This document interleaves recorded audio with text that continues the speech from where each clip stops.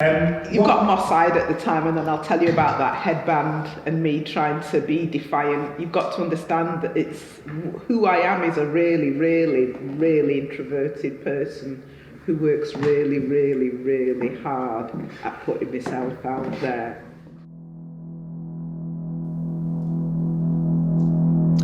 When I was a child, I was taught to be seen and not heard. To be resilient, dignified and determined. I was raised with the belief that good always triumphed and that we would overcome.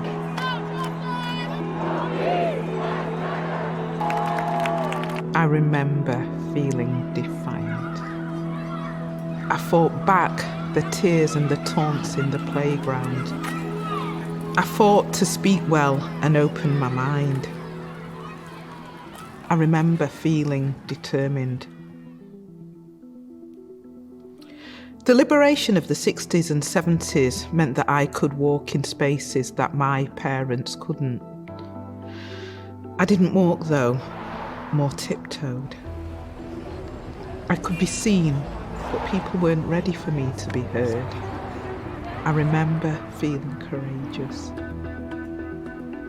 So I marched with the feminism of the 60s and danced through the 90s as a new romantic. I skirted the rage of punk rock, never forgetting the soul of Aretha while hitting the high notes with Whitney. The Bodyguard was the soundtrack for my life, and I fantasised about finding my strong he type to my strong she type. Madonna was claiming female sexuality, and Oprah had declared we were every woman, and I was feeling euphoric.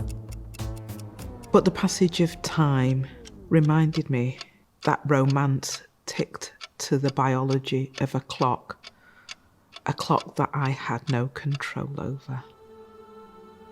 So, the princes and the frogs, they came and they went. I lived and I learned, and I remained hopeful that I would reach that Hollywood finale, and I remained optimistic. But when I tested positive, my biological status wasn't the only thing that changed. I lost my place at society's table.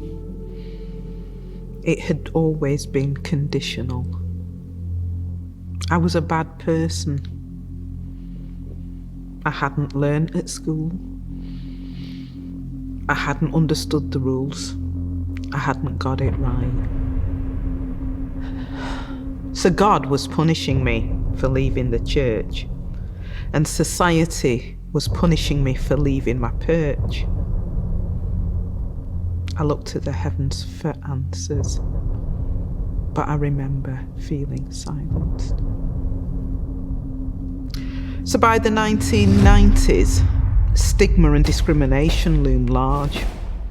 I didn't know any other illness that could leave you feeling so vulnerable, so afraid, and so isolated.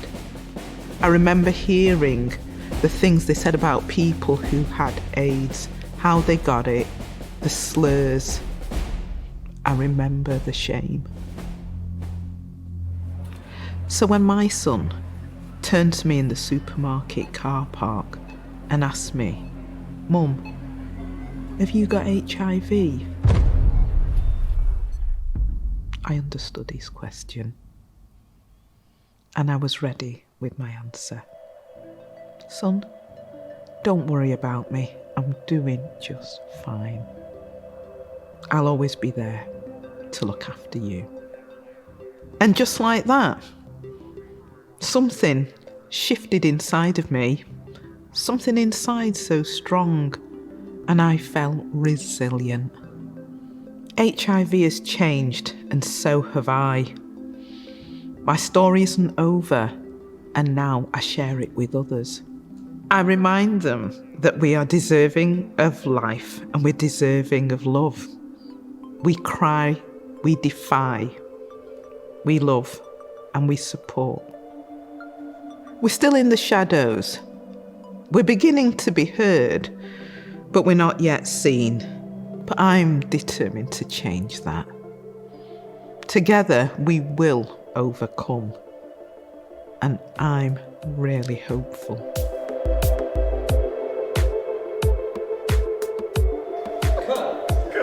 Thank God for Jesus.